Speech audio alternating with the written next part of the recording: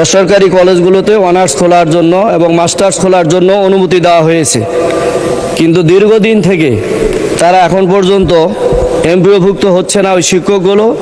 যদিও বিশ্ববিদ্যালয় এবং মাধ্যমিক উচ্চ শিক্ষা অধিদপ্তরের নিয়ম অনুযায়ী তাদেরকে নিয়োগ দেওয়া হয়েছে। ইতিমধ্যেই এই অন্তর্বর্তীকালীন সরকারের সময়ে নীতিগত সিদ্ধান্ত হয়েছে। আমি মাননীয় মন্ত্রীর কাছে জানতে চাই যে আমার এই অনার্স এবং মাস্টার্সের শিক্ষকদের এমপিওভুক্ত করার ব্যাপারে আপনার কি পদক্ষেপ রয়েছে আমি জানতে চাই। ধন্যবাদ। মাননীয় মন্ত্রী।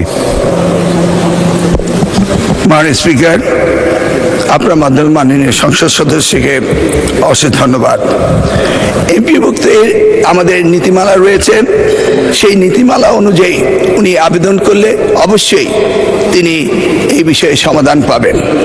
তাছাড়া আমি মাননীয় সংসদ সদস্যকে অনুরোধ করতে চাই, আপনারা honours and master degree college খোলার ব্যাপারে যতটা না ইন্টারেস্টেড হবেন, আমি অনুরোধ করব সেই সাথে আমাদের কারিগরি শিক্ষা এবং কর্মসক্ষম জাতি তৈরি করার জন্য সেই বিষয়টিও স্ব এলাকায় উদ্যোগ নেবেন, প্রচেষ্টা রাখবেন, এই আশা আমি করছি।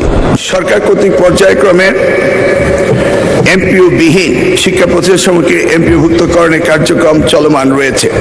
উল্লেখযোগ্য যে বিগত অন্তর্বর্তীকালীন সরকারের সময় বেসরকারি শিক্ষা প্রতিষ্ঠান, স্কুল ও কলেজে জনবল কাঠামো ও এমপিও নীতিমালা 2025 এর আলোকে 25-26 অর্থ বছরে বেসরকারি শিক্ষা প্রতিষ্ঠান এমপিওভুক্তকরণের লক্ষ্যে এমপিও প্রত্যাশী বিভিন্ন শিক্ষা প্রতিষ্ঠান হতে আবেদন আহ্বান করা হয়েছিল এবং নির্ধারিত তথ্যের মাধ্যমে 14/1/2026 থেকে 25/1/2026 তারিখ পর্যন্ত অনলাইনে 3615টি শিক্ষা প্রতিষ্ঠানের আবেদন দাখিল করে।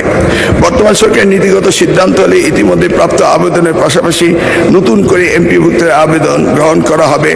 আগামী অর্থ বছর 26-27 থেকে প্রয়োজনীয় বাজেট বরাদ্দ প্রাপ্তি সাপেক্ষে নতুন পুরাতন সহ প্রাপ্ত সকল আবেদন পুনরায় পরীক্ষা নিরীক্ষা করে এমপিও নীতিমালা অনুযায়ী যোগ্যতার ভিত্তিতে এমপিওকরণের প্রয়োজনীয় ব্যবস্থা গ্রহণ করা হবে।